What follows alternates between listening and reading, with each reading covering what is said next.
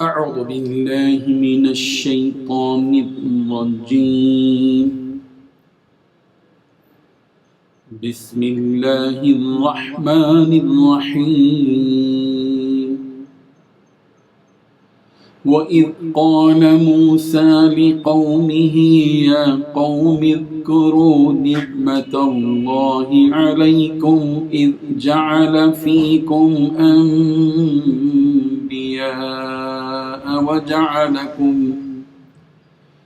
وجعلكم ملوكا وآتاكم ما لم يؤت أحدا من العالمين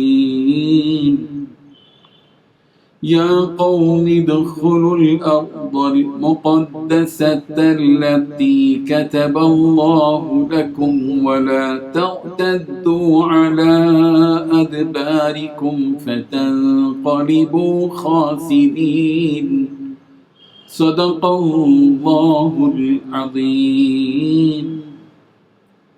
حاضرین و ناظرین، یہ درس نمبر 462 ہے.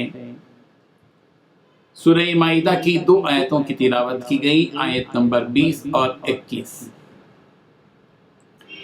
لفظی ترجمہ دیکھیے. وَإِذْ، اور جب قال کہا موسیٰ، حضرت موسیٰ نے، لِقَوْمِهِ اپنی قوم سے، یا قومی اے میری قوم، اذکرو تم یاد کرو، نعمت اللہ اللہ کی نعمت کو، علیکم جو تم پر ہوئی، اذ جب، جعل اس نے بنائے، فیکم تمہارے اندر، انبیاء وجعلکم اور اس نے تمہیں بنایا، ملوکن بادشاہ، وآتاکم اور تمہیں دیا، مالم وہ جو نہیں یؤتی دیا اس نے، احدن کسی کو، من العالمین جہانوں میں سے.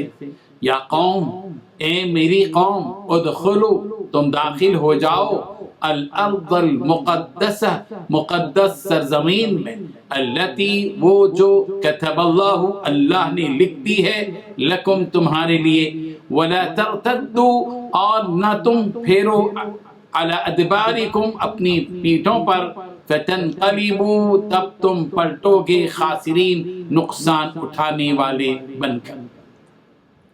دونوں آیتوں کا ترجمہ یوں ہے.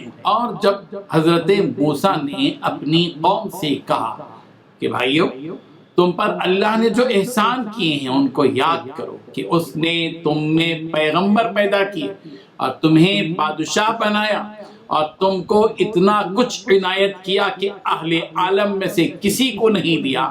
اے بھائیو، تم ارض مقدس یعنی ملک شام میں، جسے اللہ نے تمہارے لیے لکھ رکھا ہے، داخل ہو، چلو، اور دیکھنا مقابلے کے وقت پیٹ نہ پھیر دینا ورنہ نقصان میں پڑ جاؤ گے. بزرگان محترم، سورہ مائدہ کی آیت نمبر 20 اور 21 میں 3 باتیں بتلائی گئی ہیں. پہلی بات، اس وقت کا دھیان کرو جب موسیٰ نے اپنی قوم سے کہا تھا کہ اے میری قوم، اللہ کی اس نعمت کو یاد کرو جو اس نے تم پر نازل فرمائی ہے.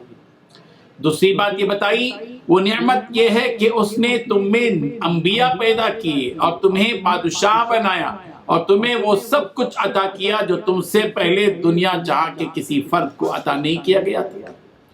تیسری بات، اے میری قوم، اس مقدس سرزمین میں داخل ہو جاؤ جو اللہ نے تمہارے واسطے لکھ دی ہے، اور اپنی پیٹھ کے بل پیچھے نہ لوٹو ورنہ تمہارا پلٹنا نامراد ہو جائے گا. جب فرعون اور اس کا لشکر سمندر میں ڈوب کر ختم ہو گیا اور بنی اسرائیل سمندر پار ہو کر شام کے علاقے میں داخل ہو گئی، تو اب انہیں اپنے وطن فلسطین میں جانا تھا. یہ لوگ کئی سو سال کے بعد مصر سے واپس لوٹے تھے. اس وقت تک قوم عاد کا ایک بچا ہوا عمالقہ نامی طبقہ ان کے وطن پر قبضہ کر چکا تھا. عمالقہ بڑے طاقتور اور بڑی قد و قامت کے مالک تھے.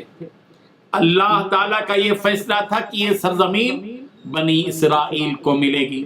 حضرت موسیٰ علیہ السلام نے پہلے تو بنی اسرائیل کو اللہ تعالیٰ کی نعمتوں کی یاد دلائی اور انہیں یہ احساس دلایا کہ اللہ تعالیٰ نے تم پر بڑی بڑی مہربانیاں کی ہیں، اور یہ بات بھی بتائی کہ بنی اسرائیل آئندہ چل کر تم میں کثرت سے انبیاء پیدا ہوں گے اور تم میں بڑے بڑے بادشاہ پیدا ہوں گے، یعنی نبوت بھی اور بادشاہت بھی مستقل تم میں ہوگی، اور اس نبوت اور بادشاہت کے میدان کے لیے تمہیں اپنی جگہ ہونی چاہیے، جس جگہ پر انبیاء کرام آزادی کے ساتھ دین کی دعوت دے سکے اور تمہارے بادشاہ اپنے اقتدار کو کام میں لا سکے اور سارے معاملات کو نمٹا سکے۔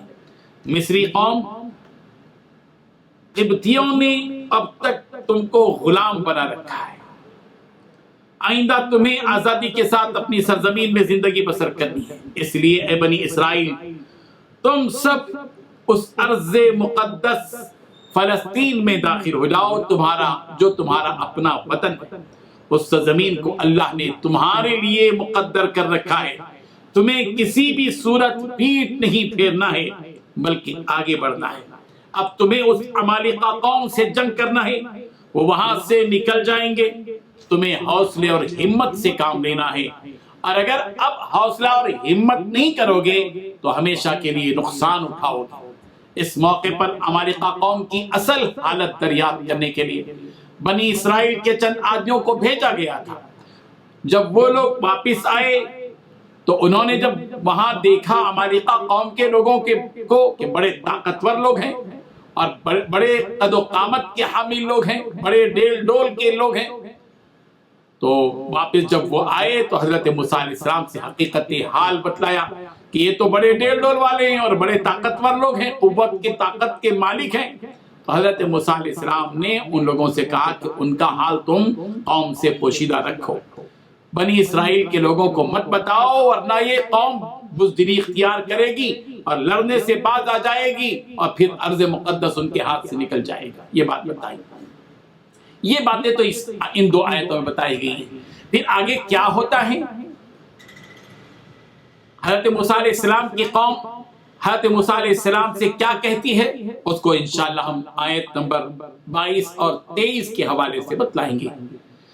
اس دو آیتوں سے جو ہم کو سبق ملتا ہے وہ سبق کیا ہے، اصل اس کی طرف ہم کو رخ کرنا ہے۔ یہ تو ایک واقعہ ہے، لیکن واقعات جو قرآن پاک میں بتائی جاتے ہیں وہ صرف دلچسپی کے لیے نہیں ہے، یہ کوئی ڈرامہ یا ایک کہانی یا کوئی ناول یا کوئی افسانہ نہیں ہے، یہ تو ہدایت کی کتاب ہے۔ اس میں جو واقعات بتائے جاتے ہیں وہ عبرت کے لیے ہوتے ہیں، سبق آموز ہوتے ہیں یا عبرتناک ہوتے ہیں، اس سے عبرت حاصل کی جائے، اس سے سبق حاصل کیا جائے۔ حضرت موسیٰ علیہ السلام کے ذریعے سے بنی اسرائیل کو کیا بات یاد دلائی جا رہی کہ تم اللہ تعالیٰ کی ان نعمتوں کو یاد کرو۔ اس سے یہ معلوم ہوا کہ بندوں کو چاہیے کہ بندے اللہ تبارک و تعالیٰ کی نعمتوں میں گم نہ ہو جائیں، بلکہ اللہ تبارک و تعالیٰ نے جو نعمتیں ان کو عطا کی ہیں ان نعمتوں کا استحضار ذہنی طور پر، قلبی طور پر اپنے دل و دماغ میں اللہ تعالیٰ کی ان ساری نعمتوں کا استحضار کریں، سامنے لائیں کہ اللہ تعالیٰ کی کیا کیا نعمتیں ہمارے ساتھ کیا کیا نعمتیں اللہ تعالیٰ نے ہم کو کتنا پیارا دین دیا، کتنی پیاری عظیم کتاب دی، کتنے پیارے ایسے نبی دیے جو اسوہ حسنہ کے حامل ہیں۔ اللہ تعالیٰ نے ہم کو وہ کعبۃ اللہ عطا کیا جو پوری دنیا کا قبلہ ہے۔ اللہ تعالیٰ نے کتنی پیاری تہذیب ہم کو دی، کتنا پیارا دین دیا، کیسے احکام یعنی اور کیا کتنے پاک و صاف و شفاف معاملات اور معاشرتی زندگی اور تہذیب سرکار نے ہم کو دی۔ یہ وہ ساری نعمتیں، اسی کے ساتھ ساتھ پھر اللہ تعالیٰ کی کیا کیا نعمتیں کہ اللہ تبارک و تعالیٰ نے ہم کو صحت دی، عافیت دی، قوت دی، طاقت دی، اللہ تعالیٰ نے عزت عطا کی، اللہ تبارک و تعالیٰ نے رزق کے وسائل اور اسباب ہمارے لیے عطا کی۔ یہ ساری نعمتیں استعمال کے لیے ہی نہیں ہیں، یہ ساری نعمتیں اس لیے دی گئی ہیں کہ بندہ مومن اللہ تعالیٰ کی ان نعمتوں کو یاد کر کے اپنی بندگی میں اضافہ کرے، رب ذوالجلال کی تعریف کرے، اس کا شکر ادا کرے، اس کی تسبیح اور تعمیر بیان کرے۔ یہ سبق اس آیت سے ملتا ہے۔ اور دوسری بات یہ کہ جو حکم ربانی ہو جائے اس حکم ربانی پر عمل کیا جائے، جیسے کہ بنی اسرائیل سے کہا گیا تھا کہ تم سرزمین میں داخل ہو جاؤ، حکم خدا کے سامنے ٹال مٹول کا کام، تعویل کا کام نہیں چلے گا، حکم ربانی کے سامنے اور نبی رحمت صلی اللہ علیہ وسلم کے حکم کے سامنے بندے کا کام اور امتی کا کام یہ کیے کہ اس پر عمل کے لیے تیار ہو جائے. اسی میں ہماری بھلائی، اسی میں ہمارے لیے عافیت، اسی میں ہماری نجات، اسی میں ہماری فلاح و کامیابی ہے. اللہ تعالی ہم سب کو عمل کی توفیق عطا فرمائے. وآخر دعوانا ان الحمد للہ رب العالمین. لا إله إلا الله.